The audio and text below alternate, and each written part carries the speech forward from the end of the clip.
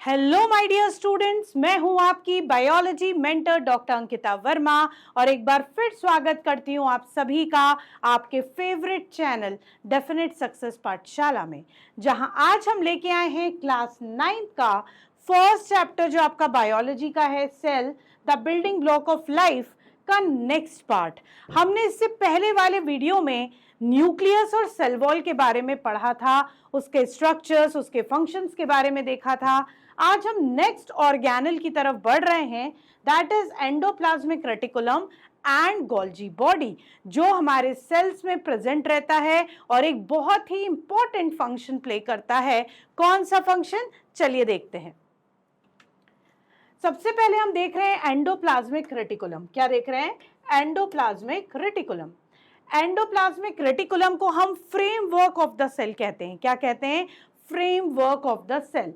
क्यों कहते हैं फ्रेमवर्क? इसलिए क्योंकि सपोज ये हमारी सेल है, ये हमारा न्यूक्लियस है। ईआर जो है न्यूक्लियर मेम्ब्रेन से स्टार्ट होता है और इस तरीके से एक फ्रेमवर्क बनाता है प्लाज्मा मेम्ब्रेन तक। तो ये एक फ्रेमवर्क जैसा क्या करता है, काम करता है, इसलिए इसको हम बोलते हैं फ्रेमवर्क ऑफ द सेल। ठीक है। एंडोप्लाज्मिक रेटिकुलम एक नेटवर्क है, किस चीज का? इसके अंदर होता है सिस्टर्नी, इसके अंदर होते हैं ट्यूब्यूल्स और इसके अंदर होते हैं vesicles. Cisternae, tubules and vesicles, these are the three structures जो एक साथ मिलके आपका ईआर बनाते हैं, एंडोप्लाज्मिक रेटिकुलम सिंथेसाइज करते हैं या प्रोड्यूस करते हैं। क्या होता है सिस्टर्नी? इस तरीके का ट्यूब्यूलर स्ट्रक्चर जो आप ईआर में ये देख रहे हैं, ये होते हैं सिस्टर्नी। क्या होते हैं ट्यूब्यूल्स? जब ये सिस्टर्नी ब्रांच्ड हो जाते हैं इस तरीके से, तो ये क्या है? ये आपका ट्यूब्यूल्स बनाते हैं। वेसिकल्स, सर्कुलर स्ट्रक्चर्स, ये क्या है? आपके वेसिकल्स हैं। क्या है? वेसिकल्स हैं। जब ये तीनों स्ट्रक्चर एक साथ मिलते हैं तो ये ईआर बनाते हैं। ईआर करता क्या है? ईआर बेसिकली सबसे पहले तो हमें देखना पड़ेगा, ईआर जो है दो टाइप का होता है। एक होता है RER, मतलब rough endoplasmic reticulum, and SER, that is smooth endoplasmic reticulum. ठीक है, एक हो गया रफ, एक हो गया स्मूथ। वर्ड से समझ में आ रहा है। जिसकी सरफेस, जिस एंडोप्लाज्मिक रेटिकुलम की सरफेस कैसी होगी? रफ होगी, अनइवन होगी, इस तरीके से उस पे सर्कुलर पैचेस एम्बेडेड दिखेंगे, वो होगा रफ एंडोप्लाज्मिक रेटिकुलम। ये क्या हो गया? RER। अब ये R रफ क्यों है? क्योंकि इस पे क्या अटैच्ड है? राइबोसोम्स अटैच्ड है बेटा। राइबोसोम्स क्या करेंगे? प्रोटीन सिंथेसिस करेंगे। क्या करेंगे?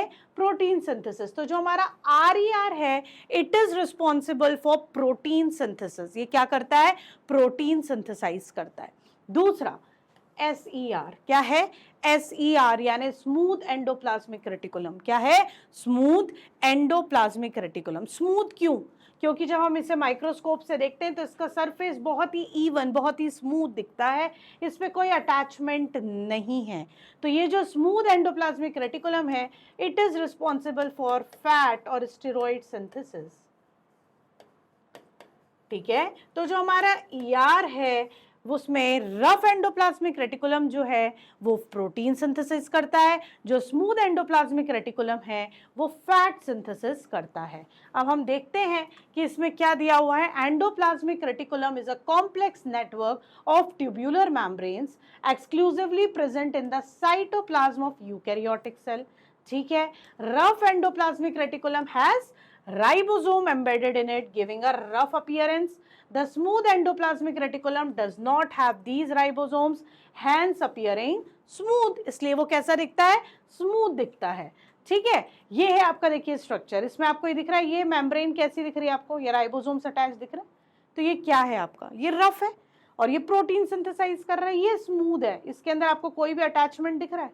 कोई अटैचमेंट नहीं दिख रहा। तो ये क्या? स्मूथ है। और ये क्या सिंथेसाइज कर रहा है? ये आप क्या? फैट सिंथेसाइज कर रहा है। ये जो आपके स्ट्रक्चर्स दिख रहे हैं जिसमें ये आपका क्या है?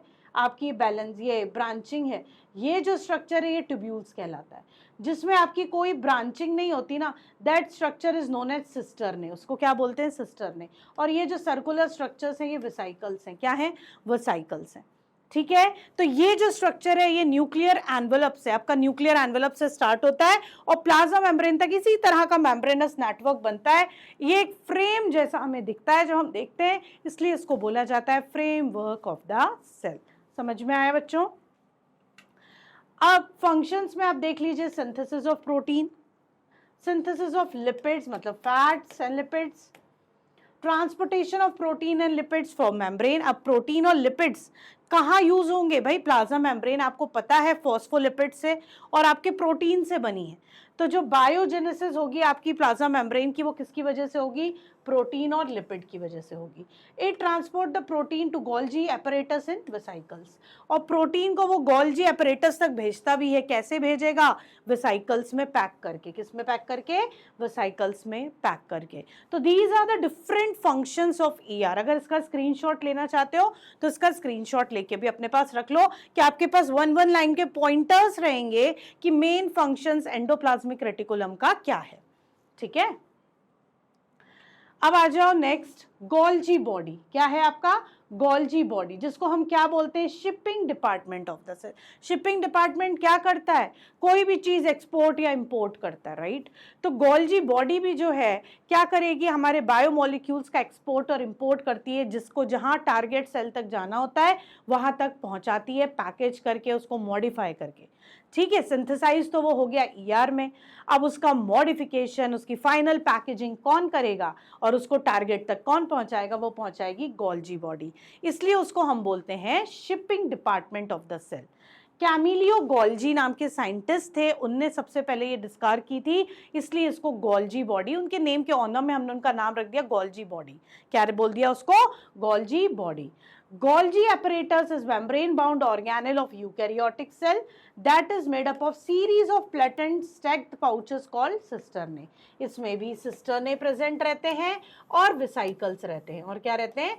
vesicles। क्या absent रहता है बच्चों? tubules इसमें नहीं होते, जो कि ER में होते हैं। It is located in the cytoplasm next to endoplasmic reticulum and near the cell nucleus. ठीक है, ये आपका साइटोप्लाज्म में ही होगा। कहाँ होगा? एंडोप्लाज्मिक रेटिकुलम के नेक्स्ट में होगा और सेल न्यूक्लियस के पास होता है। कहाँ होता है? सेल न्यूक्लियस के पास में होता है। जहां से आपके बायोमोलिक्यूल्स आते हैं वेसिकल में पैक होके ईआर से, उसको हम बोलते हैं सिस फेज। क्या बोलते हैं? सिस फेज।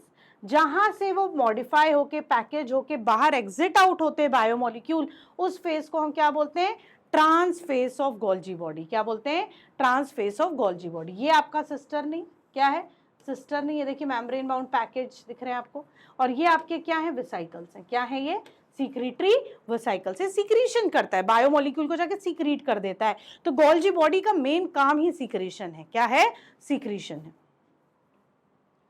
अब नेक्स्ट फंक्शंस देखो, glycoproteins and glycolipids are produced, transporting and storing lipids, formation of lysosome, lysosome का फॉर्मेशन करना, production of digestive enzyme, digestive enzymes का प्रोडक्शन होना। ठीक है, तो ग्लाइकोप्रोटीन और ग्लाइकोलिपिड्स बनते हैं। भाई प्रोटीन और लिपिड्स तो बन गए, अब हमें उसके अंदर कार्बोहाइड्रेट मोइटी ऐड करना है, तो वो मॉडिफिकेशन जाके आपका कहाँ होगा? गोल्जी बॉडी में होगा। ट्रांसपोर्ट करना उस लिपिड को, फॉर्मेशन लाइसोसोम का भी जो होता है वो कहाँ हो रहा है? गोल्जी बॉडी में हो रहा है, याद रखिएगा। लाइसोसोम जिसको हम सुसाइडल बैग बोलते हैं। डाइजेस्टिव एंजाइम्स बहुत सारे आपका कौन प्रोड्यूस कर रहा है? गोल्जी बॉडी प्रोड्यूस कर रहा है, जो वेसिकल में पैक होकर फिर सीक्रेट होते हैं। तो these are the different functions of Golgi body. किसके फंक्शंस हैं ये? गोल्जी बॉडी के फंक्शंस हैं। तो बच्चों आज आपने बहुत ही इंपॉर्टेंट सेल ऑर्गेनल्स, जिसको हम एंडोप्लाज्मिक रेटिकुलम और गोल्जी बॉडी बोलते हैं, उसके फंक्शंस, उसके स्ट्रक्चर्स और उसकी लोकेशन देख ली है, उसको अच्छे से समझ लिया है, आपने स्क्रीनशॉट्स भी ले लिए होंगे। होप आपको मजा आ रहा होगा। हमारे साथ बने रहिए, हमारे साथ जुड़े रहिए। तब तक के लिए बाय बाय।